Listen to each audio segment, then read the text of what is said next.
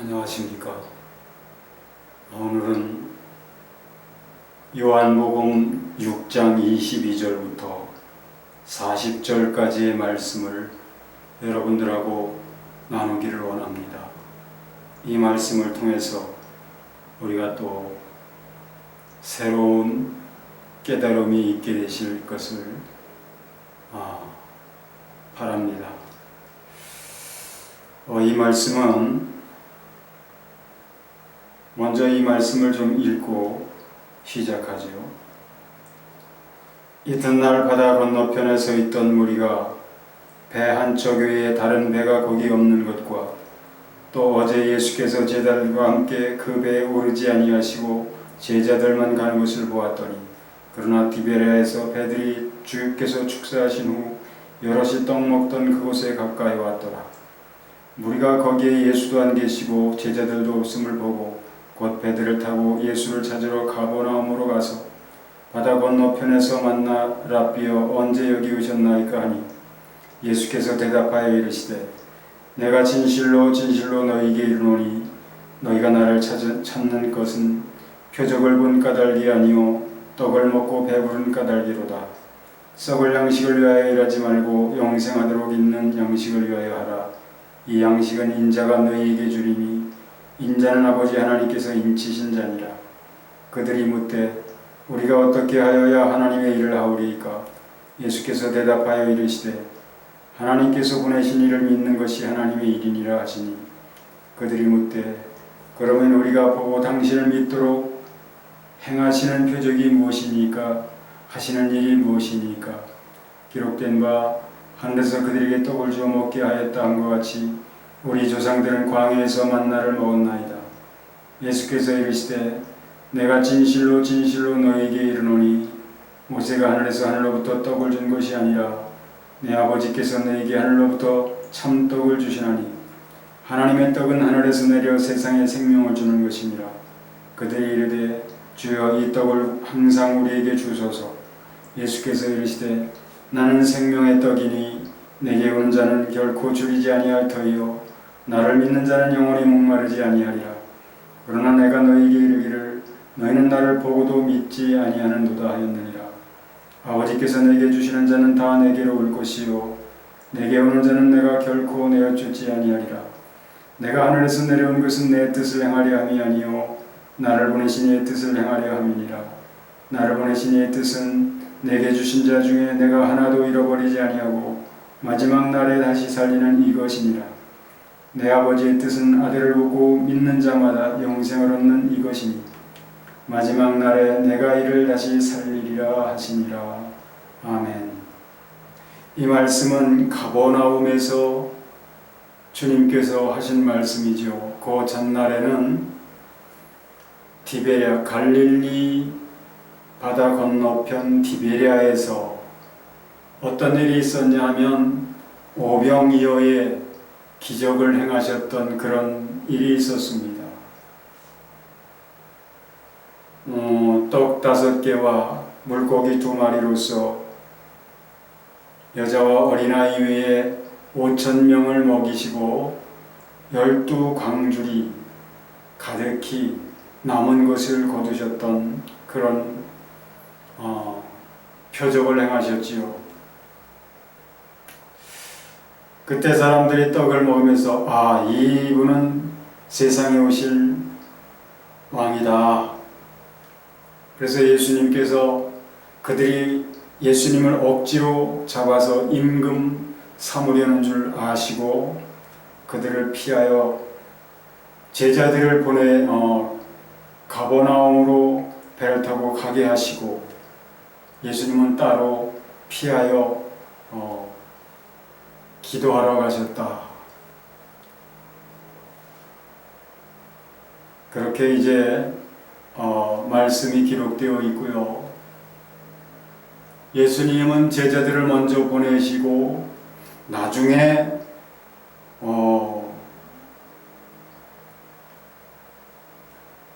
무리를 걸으셔서 바람 때문에 파도 때문에 가버나움으로 가지 못하고 그 갈릴리 바다 한가운데서 애쓰고 있는 그 제자들을 만나셔서 그들과 함께 가버나움으로 가셨지요. 그래서 오늘 말씀은 가버나움에서 일어난 일을 말씀하고 있습니다. 예수님께서 가버나움으로 오셨는데 사람들이 또 예수님을 찾아서 가버나움까지 왔습니다. 가버나움 예수님 계신 곳으로 또 많은 사람들이 몰려왔어요. 몰려와서는 어제 제자들만 가는 곳을 봤는데 당신은 제자들과 가시지 않는 곳을 보았는데 언제 여기 오셨습니까? 라고 질문을 하니까 예수님께서 말씀하십니다. 예수께서 대답하여 이르시되 내가 진실로 진실로 너희에게 이르노니 너희가 나를 찾는 것은 표적을 본 까닭이 아니요 떡을 먹고 배부른 까닭이로다. 표적을 보고 너희들이 깨달았다면 과연 이러한 표적을 행하시는 이가 누구인가? 하나님께로부터 오시니 곧 그리스도 메시아라는 사실을 그들이 알고 영원한 생명을 얻기 위하여 영원한 생명을 구하기 위하여 예수님께 온 것이 아니라 떡을 먹고 배부른 까닭이다. 즉 그들은 영원한 생명을 위하여 온 것이 아니라 썩어질 양식을 구하기 위하여 온 것이란 말씀이죠. 썩을 양식, 그 육신을 위한 그들의 영은 아담으로부터 죽어 있는데 아담의 후손이기 때문에 그들은 그 영이 죽어 있는데 그들 자신의 영이 죽어 있다는 사실을 알지 못하고 그 영이 살리심을 받고 그 영의 생명이 되는 주님을 만나기 위하여 주님 주시는 그 말씀을 듣기 위하여 주님께로 온 것이 아니라 어제 보았던 전날에 보았던 그 오병이어의 기적을 일으키시는 것을 보고 이분과 함께 있으면 굶어 죽는 일은 없겠다. 이분을 왕으로 삼으면 우리에게 필요한 육신의 문제들은 다 해결받을 수 있겠다 해서 예수님께 왔다는 것이죠. 그래서 예수님이 하시는 말씀이 썩는 양식을 위하여 일하지 말고 영생하도록 있는 양식을 위하여 하라. 영생하도록 있는 양식. 그 양식은 내가 너에게 줄 것인데 내가 바로 생명의 떡이기 때문에 그렇다.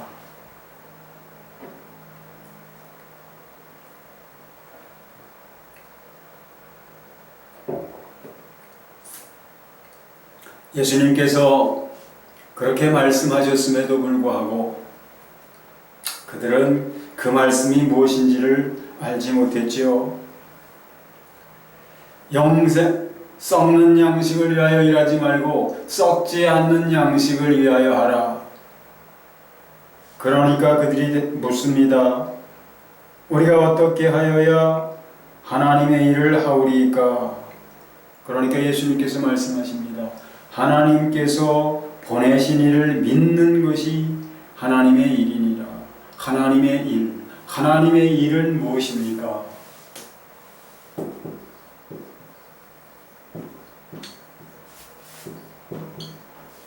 하나님의 일은 아들을 보고 믿는 자마다 영생을 얻는 것. 믿는 자마다 아들, 하나님의 아들,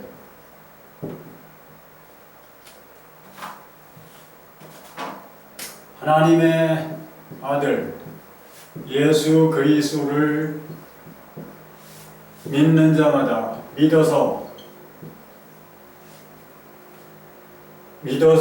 영생을 얻는 것.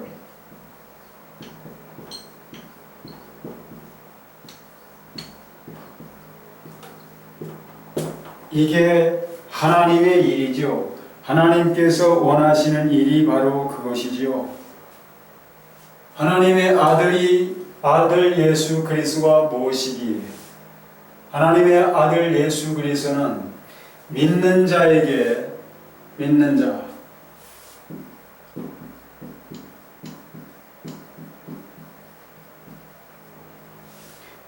자에게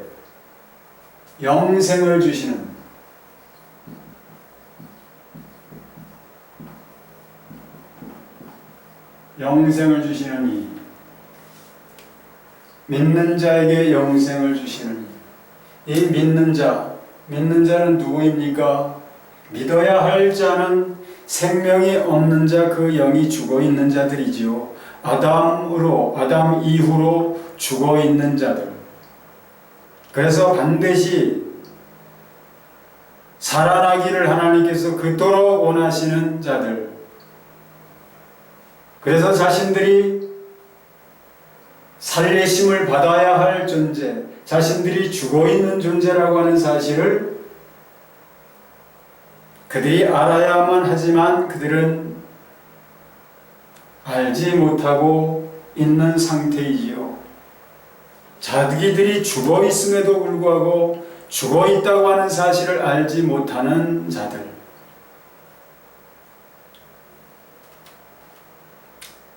그들을 위하여 예수님이 오셨지 않습니까? 생명이 되어 주시려고 자기 몸을 생명으로 내어주시기 위하여. 그래서 예수님께서 자신을 생명의 떡이라고 말씀하시지 않습니까? 이들은 예수님께서 그렇게 말씀하심에도 불구하고 나를 믿어야 한다. 나를 믿는 것이 아버지께서 원하시는 일이다. 너희들이 해야 할 일이 무엇이냐? 나를 믿어야 하는 일이다. 그렇게 예수님이 대답하시니까 표적을 보여달라고 하지요.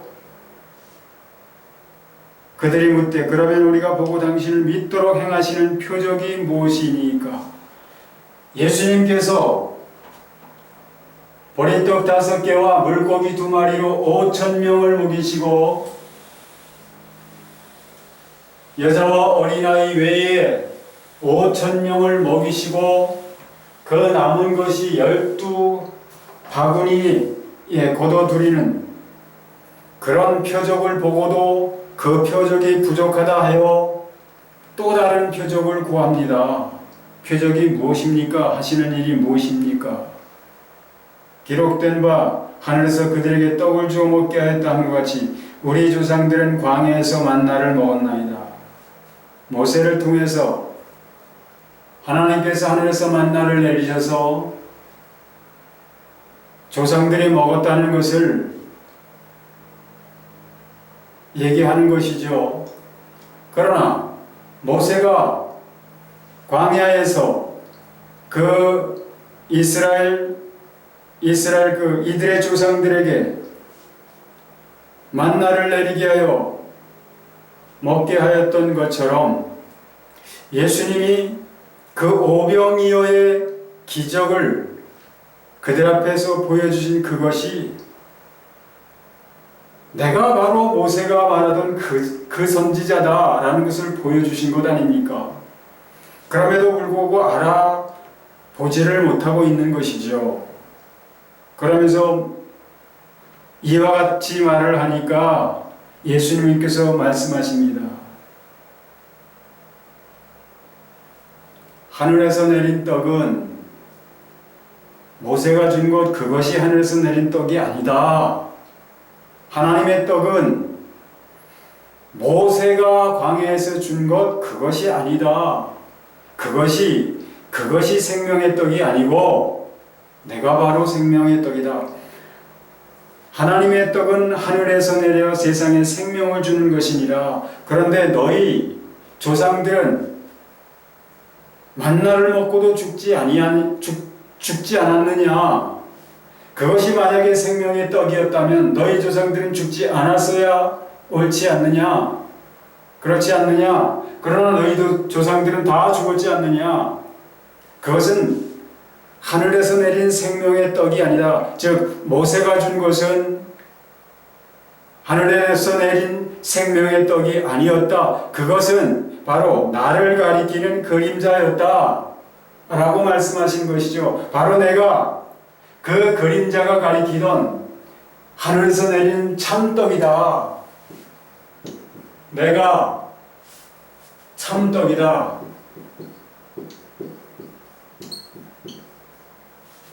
참떡이다는 내가 바로 생명의 떡이다.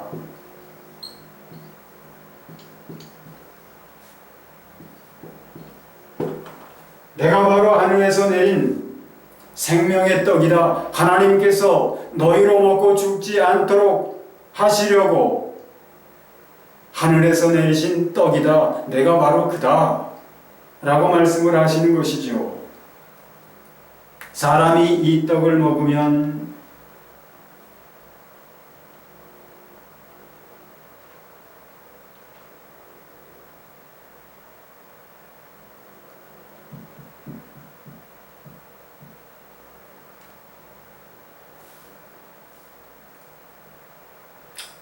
자, 읽어볼까요?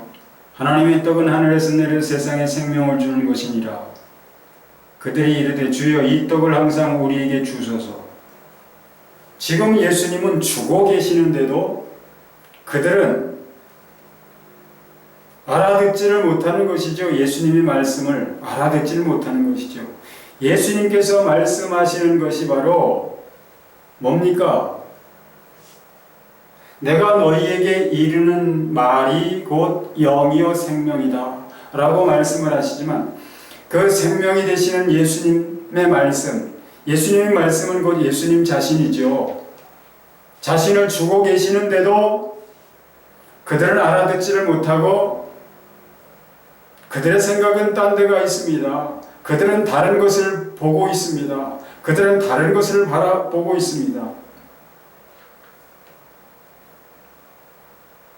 예수께서 이르시되 나는 생명의 떡이니 내게 오는 자는 결코 줄이지 아니할 터이요 나를 믿는 자는 영원히 목마르지 아니하리라.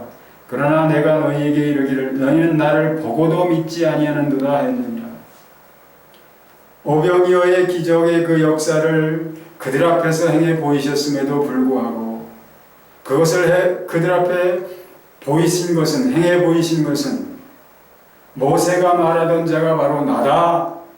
내가 왔다. 내가 너희들을 영원한 생명을 주려고 왔다. 그렇게 말씀하시는 것인데, 그렇게 보여주고 계시는 것인데, 보고도 믿지를 않는다는 것이죠.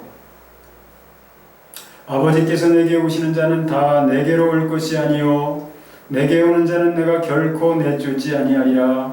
내가 하늘에서 내려온 것은 내 뜻을 행하려 함이 아니요 나를 보내신 이의 뜻을 행하려 함이니라. 나를 보내신 이의 뜻은 내게 주신 자 중에 내가 하나도 잃어버리지 아니하고 마지막 날에 다시 살리는 이것이니라. 내 아버지의 뜻은 아들을 보고 믿는 자마다 영생을 얻는 이것이니 마지막 날에 내가 이를 다시 살리리라 하시니라.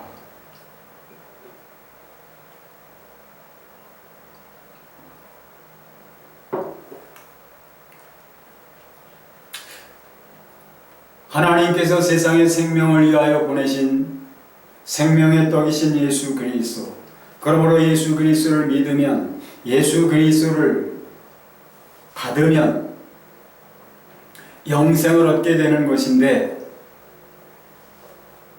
당시의 사람들은 예수님의 말씀을 알아듣지도 못했고 예수님이 행하시는 일을 보면서도 예수님이 누구신지를 알아보지 못했다.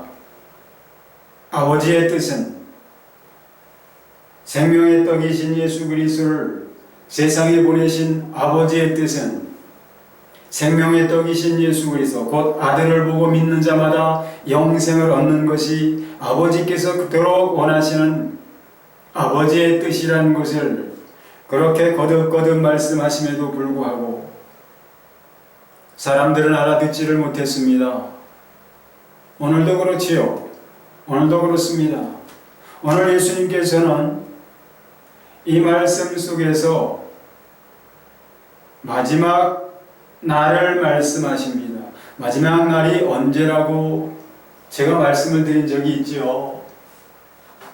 히브리서 1장 1절에 옛적의 선지자들로 여러 부분과 여러 모양으로 우리 조상들에게 말씀하신 하나님이 이 모든 날 마지막에 아들로 우리에게 말씀하시니라. 이 모든 날 마지막,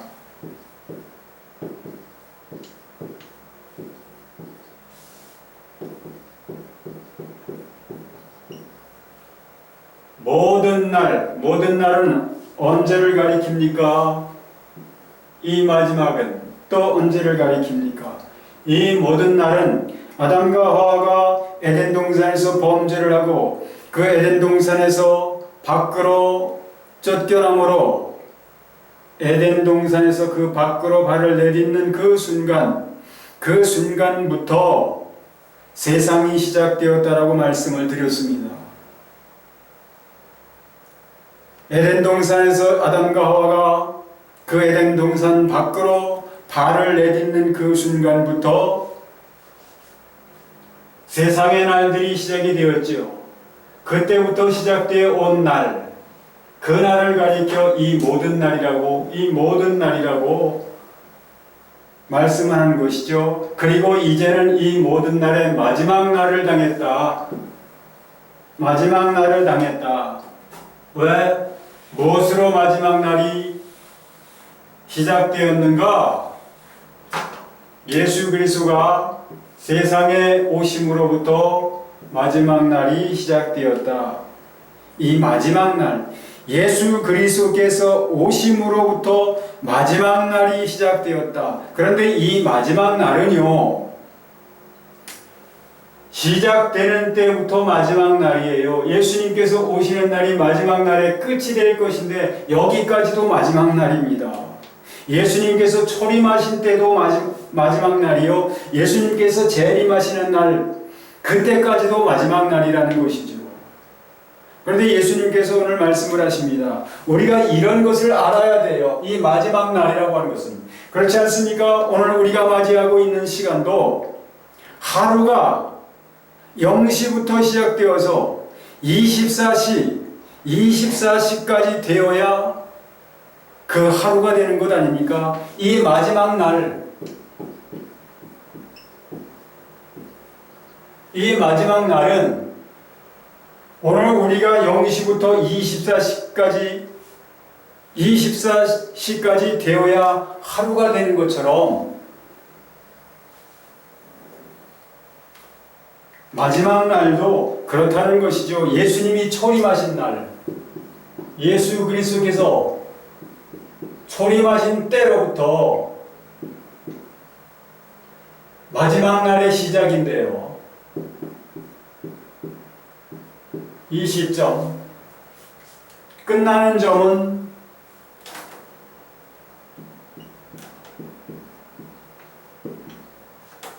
예수님께서 재림하시는 날이죠. 오늘 말씀 속에서 그렇게 말씀하십니다. 39절로 40절을 보면 나를 보내신 이의 뜻은 내게 주신 자 중에 내가 하나도 잃어버리지 아니하고 마지막 날에 다시 살리는 이것이니라. 이것이니라. 무엇을 가리켜 이것이라 할까요? 무엇을 가리켜 이것이라 할까요? 이것은 가까이 있는 것을 가리키죠. 먼데 있는 것은 저것이라고 하지요. 그러니까 가까이 있는 무엇입니까? 예수 그리스도를 믿는 자들, 예수 그리스도를 믿음으로 구원 얻는 자들을 가리켜 이것이다. 나를 믿는 자마다 영생을 얻는 이것이다. 내게 주신 자 중에 내가 하나도 잃어버리지 아니하고 마지막 날에 다시 살리는 이것이니라. 그러니까 예수 그리스도의 공생의 시점부터 예수 그리스도를 믿는 사람들이 있었는가 하면 믿지 않는 자들이 있었지요. 예수 그리스도를 믿는 자들은 어떻다고 말씀합니까? 내 말을 듣고 또 나 보내신 이를 믿는 자는 영생을 얻었고, 믿는 자는 예수 그리스도를 믿는 자, 믿는 자는 영생을 얻은 자다. 사망에서 생명으로 옮긴 자다. 예수님의 초림 때, 공생의 사역을 하실 때 예수님을 믿는 자는 이미 영생을 얻은 자이다. 근데 그것이 언제라고요? 마지막 날이라고요. 그렇게 되어지는 일이 마지막 날인데, 그 마지막 날은 말씀드렸죠. 예수님이 오심으로부터 마지막 날이 시작되어 예수님께서 부활승천하셨지만, 하나님의 영광으로 들어가셨지만 그 영광의 모습을 다시 나타내시는 그때가 마지막 날의 끝날이다 라고 말씀을 드렸지요. 이날도 여기도 마지막 날이요, 여기까지도 마지막 날이다. 예수님은 두 시점을 가리키고 계신다는 것을 오늘 이 말씀에서 우리가 알아볼 수 있어야 되는데요. 39절이 가리키는 마지막 날과 40절이 가리키는 마지막 날이 그 가리키는 것이 다르다. 가리키는 지점이 다르다라는 것을 우리가 알아볼 수 있어야 한다 이 말입니다. 보십시오. 39절에 나를 보내신 이의 뜻은 내게 주신 자 중에 내가 하나도 잃어버리지 아니하고 마지막 날에 다시 살리는 이것이니라. 지금 그것은 예수님께서 그렇게 말씀하시는 당시에 예수 그리스도를 믿는 자를 가리키는 겁니다. 예수 그리스도께서 이 세상에 오셔서 공생의 사역을 시작하셔서 그 공생애 중에 예수 그리스도를 믿는 자를 가리켜 지금은 마지막 날이고 이 마지막 날에 나를 믿는 자, 그들은 살아나고 있는 것이다. 이것은 나를 믿는 자는 나로 말미암아 살아나고 있는 것이다 라고 지금 말씀하시는 것이죠. 그런데 40절의 말씀은 달라요. 내 아버지의 뜻은 아들을 보고 믿는 자마다 영생을 얻는 이것이니 마지막 날에 내가 이를 다시 살리리라 라고 말씀하시죠.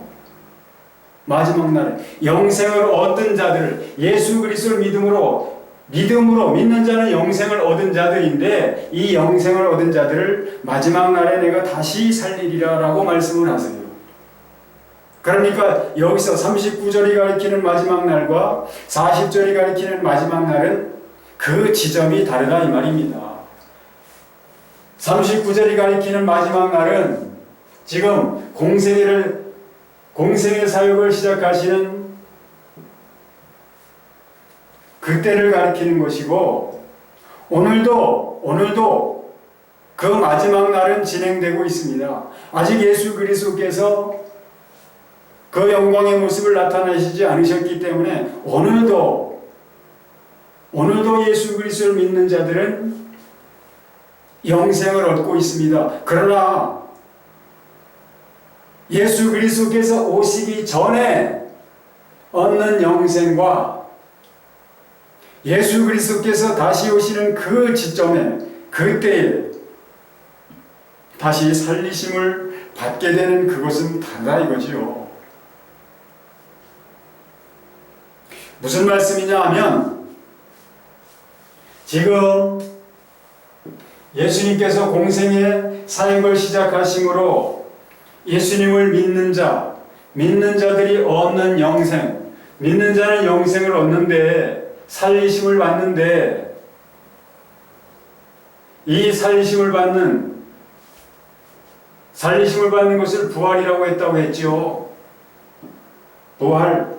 죽은 자들이 예수 그리스도를 믿어 영생을 얻는 것, 구원을 받는 것, 그것이 바로 부활인데, 사망에서 처음 살아난 것이기 때문에 첫째 부활이다. 첫째 부활이다 라고 말씀을 드렸습니다. 그러나 40절이 가리키는 내 아버지의 뜻은 아들을 보고 믿는 자마다 영생을 얻는 이것이니 지금 영생을 얻는 이것이니 첫째 부활을 당하는 이것, 예수 그리스도를 믿는 자마다 첫째 부활을 당하는데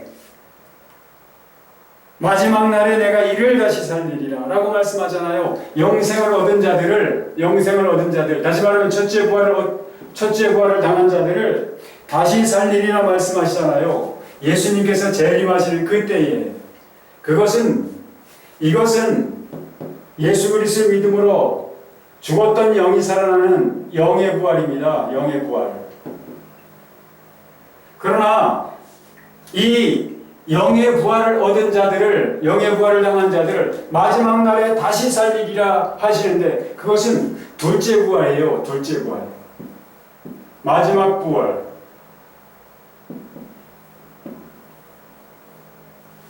그건 마지막 부활은 어떤 부활이라고 했습니까? 몸의 부활이라고 했죠. 몸의 부활.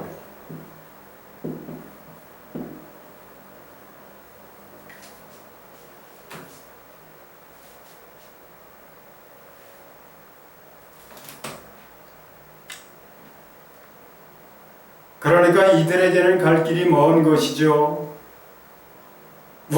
먼저 예수 그리스도를 믿음으로 영이 살아나야 하고요. 죽어있는 아담 이래로 죽어있는 영이 먼저 살아나야 하고요. 그들의 삶이 그들이 세상에 있는 동안 그 영이 살아난 이 생명을 죽지 않도록 유지해야만 하는 것이죠. 생명 안에서 살아가야 하는 것이죠.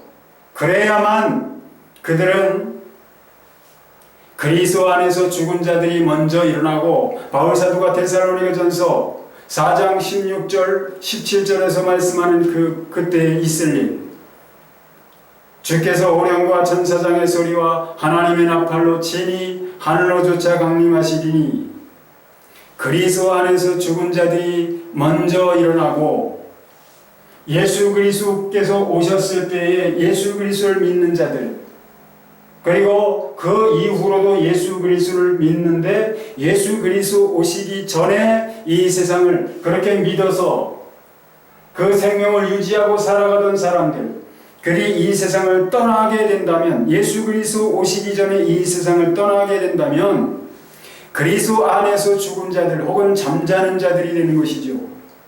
그들은 그리스도께서 오실 때에 호령은 뭐냐? 부르시는 소리라 이 말입니다. 부르시는 소리, 이름을 부르시는 소리. 주께서 호령과, 호는 이름 호자죠. 이름호. 주께서 호령과 이름을 부르실 때, 각 사람의 이름을 부르실 때에 그리스도 안에서 죽은 자들이 먼저 일어나고 그 후에 우리 살아남은 자, 그들은 누구냐? 예수 그리스도께서 오실 때까지 세상에 믿음을, 이 영원한 생명, 영의 부활을 당한 이 생명을 유지하고 있던 사람들도 죽음을 보지 않고 변화되게 될 것이다. 그리스도 안에서 죽은 자들은 그 죽음에서 일어나게 될 것이며 그때까지 남아있던 자들은 변화되게 될 것이다 라고 바울사도가 말씀하고 있지 않습니까?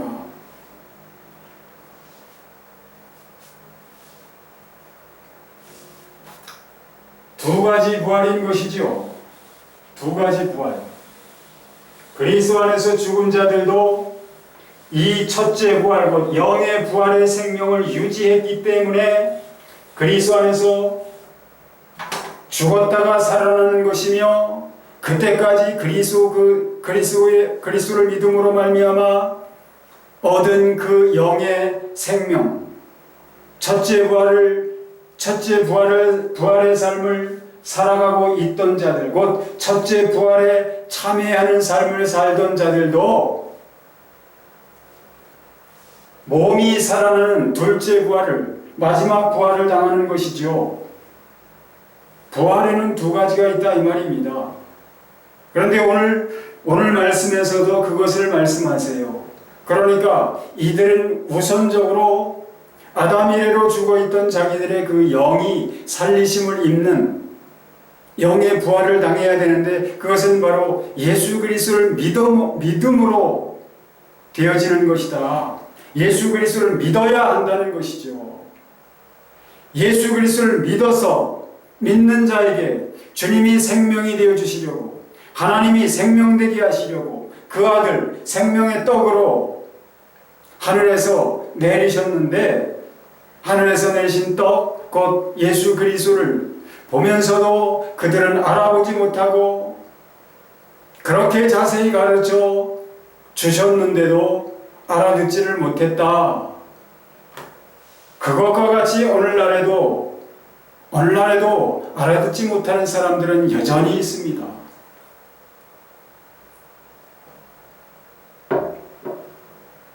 어떤 이들은 예수 그리스도를 믿는다고 하면서, 왜 예수 그리스도를 믿느냐? 하나님 나라는 관심이 없다는 거예요. 영원한 나라는 관심이 없다는 거예요. 내가 예수 그리스도를 믿는 것은 뭐 때문이냐? 이 땅에 사는 동안 그저 평안하고 하는 일이 잘 되는 것, 그것을 위해서 예수 그리스도를 믿는답니다. 참으로 안타깝기 이를 데가 없어요. 그러니까 세상의 많은 종교들 중에 하나처럼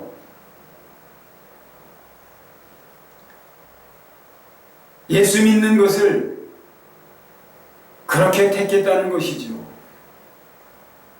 뿐만 아니라 예수 그리스도를 믿어서 다시 살아나는 그런 체험을 한 사람들도 어떻게 살아야 하는지를 알지 못하고, 제가 신앙생활의 초기에 그랬습니다.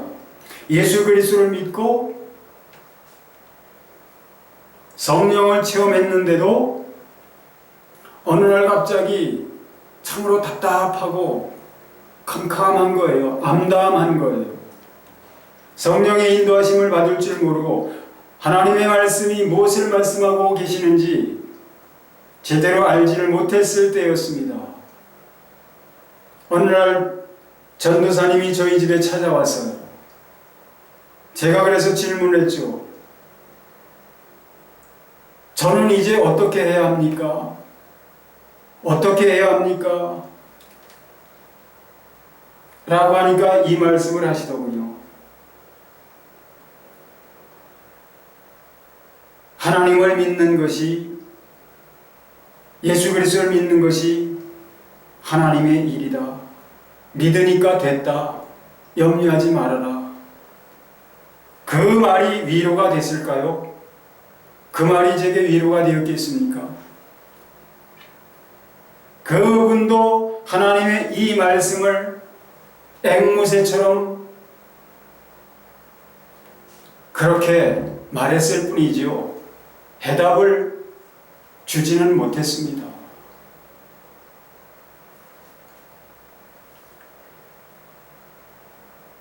이 말씀을 듣고 있는, 이 방송을 듣고 계신 분들은 어떻게 하고 계시나요? 만약에 저 같은 사람이 나는 이제 어떻게 해야 합니까? 라고 묻는 사람이 있다면 그를 어떻게 인도하고 계십니까? 예수 그리스도를 믿는 자는 어떤 사람입니까? 예수 그리스도를 믿는 자는 자기 안에 영생이 있는 사람입니다. 자기 안에 자기가 믿는 예수 그리스도, 곧 생명 되신 예수 그리스도가, 살아계신 예수 그리스도가 자기 안에 임해 계신 사람이에요. 그를 알게 해야 되는 것이죠. 그 마음이, 그 영이 침체되어 있다면 그 침체된 그 영을 다시 살아나게 해줘야 하는 것이죠. 그래서 자기 안에 살아계신 주님이, 영원한 생명 되신 주님이 자기 안에 계시다 하는 것을 그로 하여금 알 수 있도록 해줘야 하는 것이죠. 그래야만이 자기 안에 영원한 생명이 되어 계시는 살아계신 주님, 하나님이신 주님, 왕이신 주님, 목자 되신 주님, 그 주님을 그가 바라보게 되고 알 수 있게 되고 주님이 인도하시는, 주님이 주시는,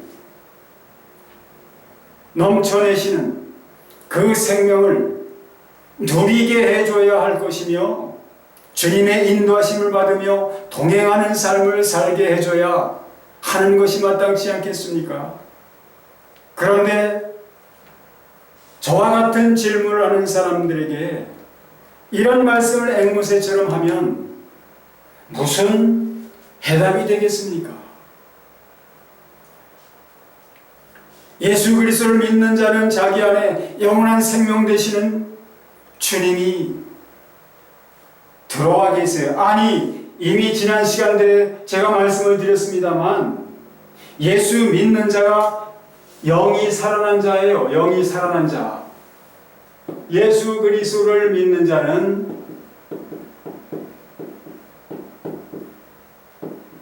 영이 살아난 자. 영이 살아났는데 자기가 살아난 것이 아니죠. 예수 그리스도, 죽으셨다가 살아나신 예수 그리스도로 말미암아 예수 그리스도의 것으로 살리심을 입은 것이지 예수 그리스도의 것이 되어 있는 것이지요. 예수 그리스도의 부분이 되어 있는 것입니다. 예수 그리스도를 믿는 자는 영이 살아난 자인데, 그렇기 때문에 그 살아난 영은 무엇입니까? 살아난 영은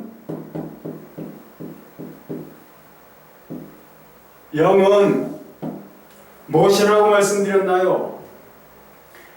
로마서 8장 10절에 보면 또 그리스도께서 너희 안에 계시면 육신은 죄로 말미암아 죽은 것이나 영은 의를 인하여 산 것이니라. 영은 의를 인하여 산 것인데 그 산 것이라고 하는 이것은 무엇을 가리킨다고 했나요? 이것은 생명이라는 것입니다. 생명이 되었다. 생명인데 어떤 생명이냐? 어떤 생명이냐? 조회. 이 조회는 하나님의 생명이에요. 하나님의 고유한 생명. 하나님께만 있는 생명. 이 하나님께만 있는 이 고유한 생명이 되었다는 겁니다. 뭐가요? 살아난 나의 영이 믿음으로 예수 그리스도를 믿음으로 살아난 자의 영은 하나님의 고유한 영이 되었다 이 말입니다. 그렇기 때문에 하나님의 아들이라고 하는 거예요. 하나님의 딸이라고 하는 겁니다. 나는 예수 그리스도를 믿음으로 살아난 나는 누구라 할지라도 그는 하나님의 생명을 받은 하나님의 생명으로 살아난 영이 되었다는 거예요. 더 이상 내가 아니라 이 말입니다. 나의 영은 하나님의 영이 되었다 이 말입니다. 주와 합하는 자는 한 영이니라. 고린도전서 6장 17절에도 말씀하고 있지 않습니까? 더 이상 나의 영과 주님의 영이 구분이 되지 않는 한 영, 하나의 영이 되었다 이 말입니다. 하나의 영. 그러므로 바울 사도가 말씀하는 것이죠. 내게 사시는 것이 그리스도라. 내가 그리스도와 함께 십자가에 못 박혔나니 그런즉 이제는 내가 사는 것이 아니다. 바울 사도가 그래서 말씀하고 있는 것이죠. 예수 그리스도를 믿음으로 우리는 이미 그렇게 되었어요. 그러나 아직은 영이죠. 아직은 영. 몸은 아니라 이 말입니다. 몸은 아니라. 그러므로 믿지 않는 사람들에게는 너무나도 갈 길이 멀지요. 그런데 믿는 자들도 역시 마찬가지입니다. 믿지 않는 자들은 어서 믿음으로 먼저 우선적으로 영이 살아나야 하고요. 예수 그리스도의 십자가 사건으로 말미암아 예수님은 죽으시고 살아나셨죠. 죽으시고 살아나신 예수 그리스도 안에서 온 인류가 다 죽고 살아나서 누가복음에서 그 누가복음의 저자 누가는 그렇게 말을 하고 있죠. 부활에 대한 말씀에서 하나님 앞에는 모든 자가 살았느니라. 그렇지요. 하나님 앞에는 왜? 예수 그리스도가 죽으시고 살아나셨기 때문에. 예수 그리스도는 온 인류를 위하여 죽으셨고 또한 온 인류를 위하여 살아나셨기 때문에 예수 그리스도, 살아나신 예수 그리스도, 예수 그리스도가 살아나셨기 때문에 하나님 앞에는 모든 자가 산 것이에요. 근데 믿지 않는 자들이 믿지 않음으로 그것을 찾아먹지 못하고 있는 것이죠. 자기 것으로 못 삼는 것이죠. 그렇기 때문에 믿지 않는 자들은 갈 길이 참 멀어요. 어서 속히 예수 그리스도를 믿어야 하는 것이 우선이고요. 그리고 믿은 후에는 믿는다는 것은 뭐라고요? 믿음으로 어떻게 된다고요? 영이 살아나는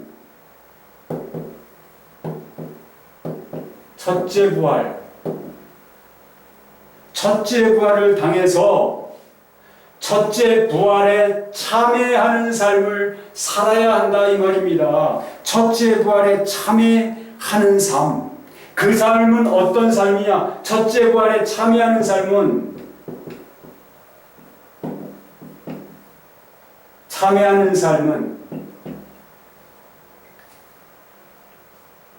자기 안에 생명이 되어 계신 주님. 누구십니까? 성령님이시죠. 주님은 영으로 오셨죠. 영으로 오신 주님이 바로 영으로 오신 오순절의 성령님. 오신 성령님은 누구냐? 영으로 오신 주님이시죠. 자기가 믿음으로 자기 안에 임하신 영으로 임하신 주님, 곧 영이신 주님, 성령님을 쫓아서 순종하며 동행하는 삶을 사는 것이 첫째 부활에 참여하는 삶입니다. 살아난 자는, 믿고 살아난 자는 첫째 부활을 당한 자인데, 첫째 부활을 당한 자는 참여하는 삶을 살아야 한다.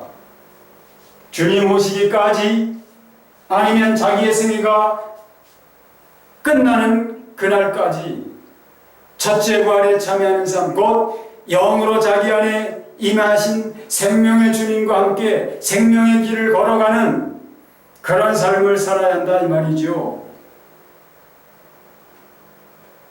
왜 예수님은 세상에 오셔서 공생의 사역을 시작하시면서 12 제자들을 택하셨는데 믿는 그들을 당장 안 데려가셨을까요? 또한 오늘도 예수 그리스도를 믿는 자들을 왜 믿는 즉시 데려가지 않으실까요? 왜 그러실까요? 요한계시록 12장의 여자는 왜 1260일 동안 양육을 받아야 될까요? 한 때와 두 때, 반 때, 동일한 기간인데 왜 그 기간 동안 광야에 남겨두셨을까요? 이스라엘은 왜 애굽에서 나와서 광야를 지나가야만 했을까요? 똑같은 의미이죠. 똑같은 의미이죠. 바울사도는 말씀합니다. 빌립보서 2장 5절부터 너희 안에 이 마음을 품으라.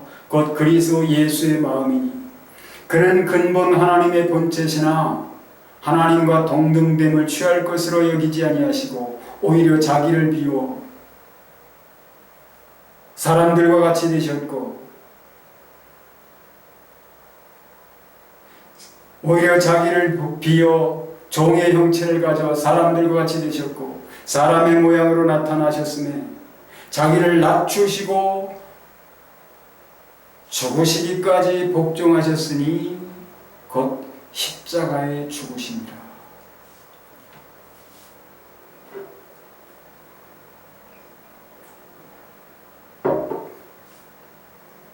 그 예수 그리스도의 마음을 우리에게 품으라 하십니다.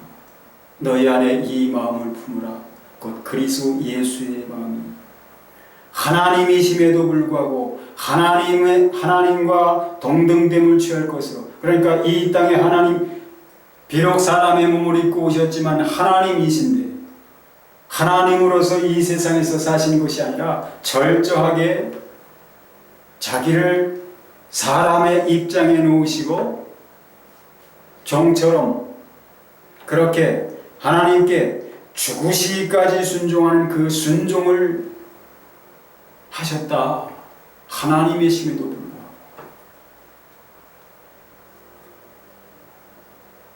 히브리서에는 뭐라고 말씀합니까? 그는 이 세상에 계실 때 자기를 죽음에서 능히 구원하실 수 있는 자에게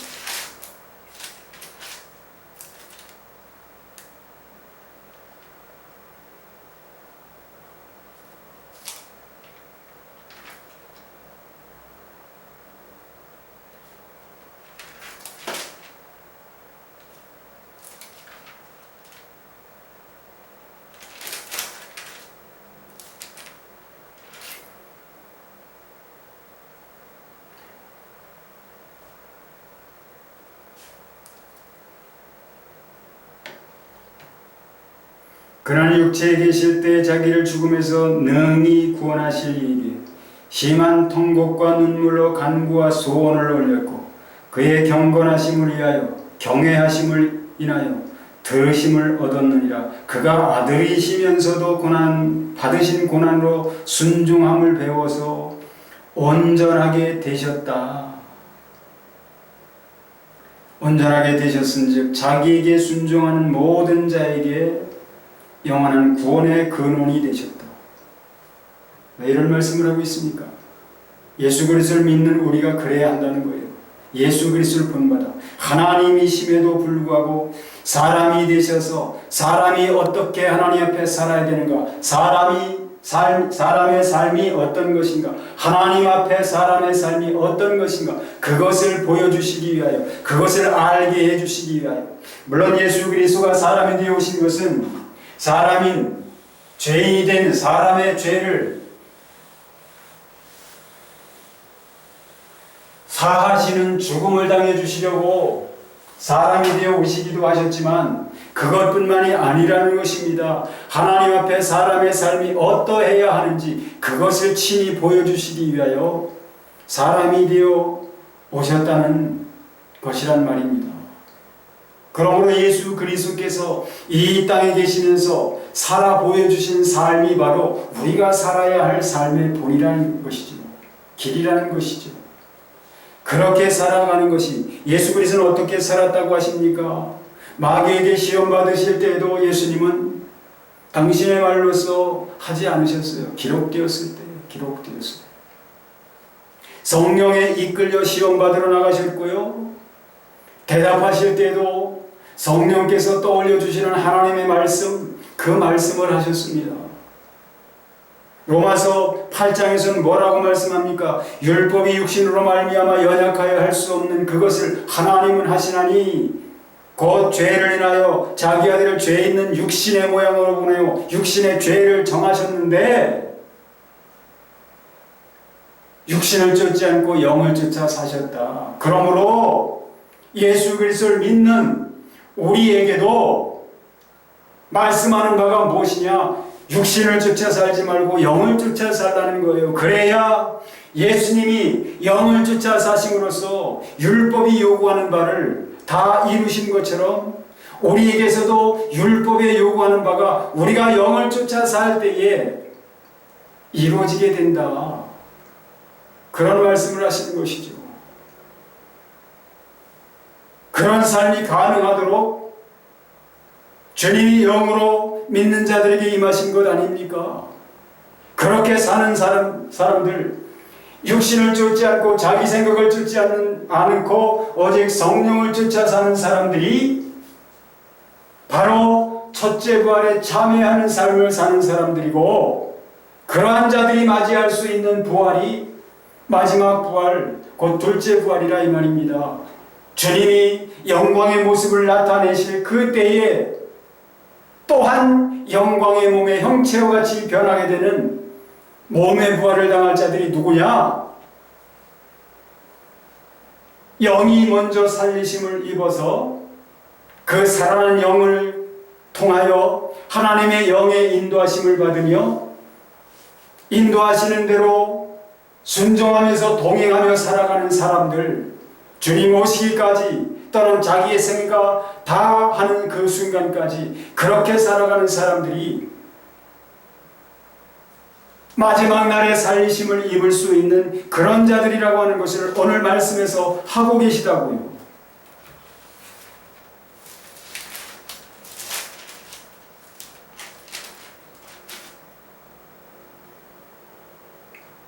나를 보내신 이의 뜻은 내게 주신 자 중에 우리는 이미 아버지께서 예수 그리스도께 주신 자가 아닙니까? 그러므로 우리가 예수 그리스도께 갔지 않습니까? 예수 그리스도를 믿었지 않습니까? 하나님이 그 은혜로 말미암아 너희가 그 은혜를 인하여 믿음으로 말미암아 우리가 믿게 된 것이 무엇으로 인한 것이라고요? 하나님의 은혜로 인한 것이라고 말씀합니다. 너희가 그 은혜를 인하여 믿음으로 말미암아 구원을 얻었나니 그 구원은 어떤 것입니까? 영이 살아나는 구원이지요. 영이 살아나는 구원. 이것이 너희에게서 나는 것이 아니요 오직 하나님께로서 난 것이다. 하나님이 은혜로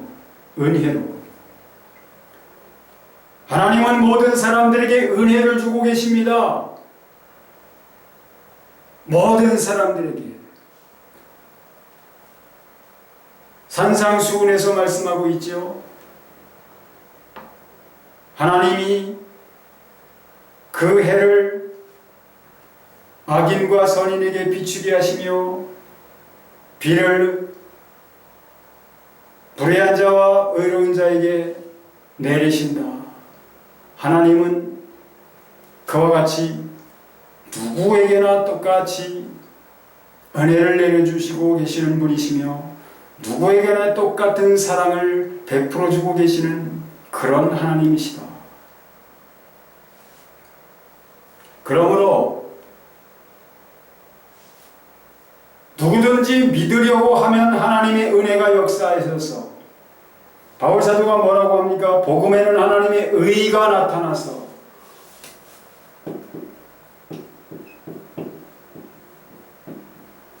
하나님의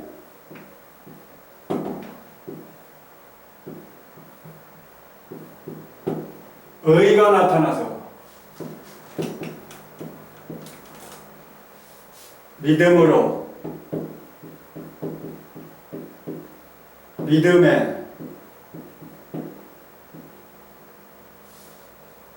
이르게 하나니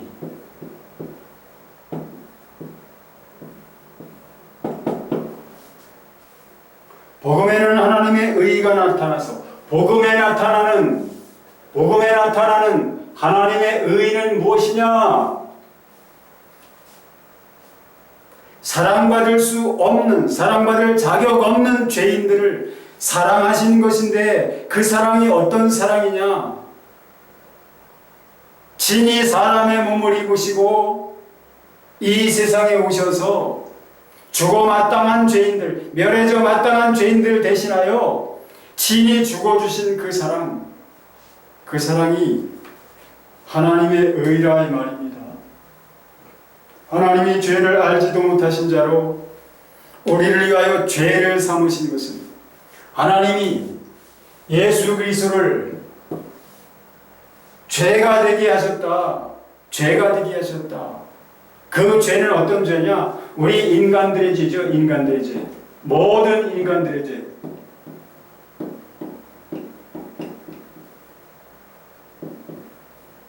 모든 인간들의 죄를 예수 그리스도에게 짊어지우시고 예수 그리스도를 죄가 되게 하셨다. 하나님이 죄를 알지도 못하신 자로 우리를 대신하여 죄를 삼으신 것은 우리로 하여금 저희 안에서, 누구 안에서? 예수 그리스도 안에서 하나님의 의가 되게 하려 하심이라. 고린도서 5장 21절에서 그렇게 말씀하고 계시죠.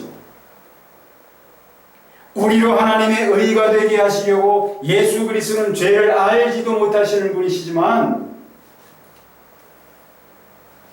어떻게 되셨냐? 어린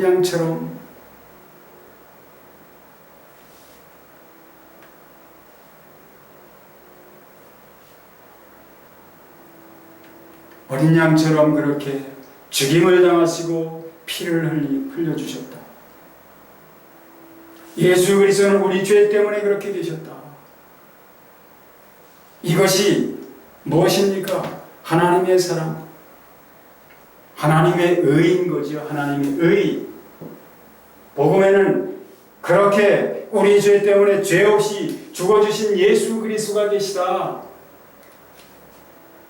우리가 아직 죄인 되었을 때 그리스도께서 우리를 위하여 죽으심으로 하나님께서 우리에게 대한 자기의 사랑을 확증하셨느니라.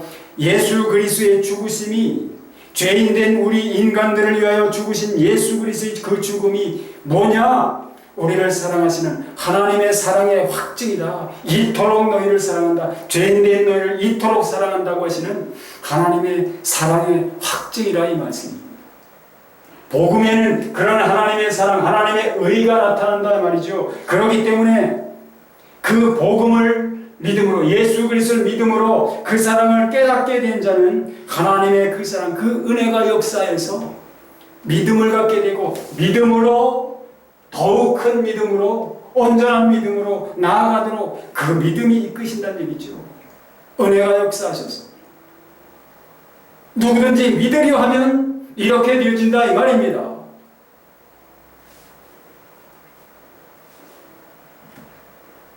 그러므로 믿지 않는 자들은 믿어야 하고요, 믿는 자들은 나 이제 됐다, 믿었으니 됐다 할 것이 아닙니다.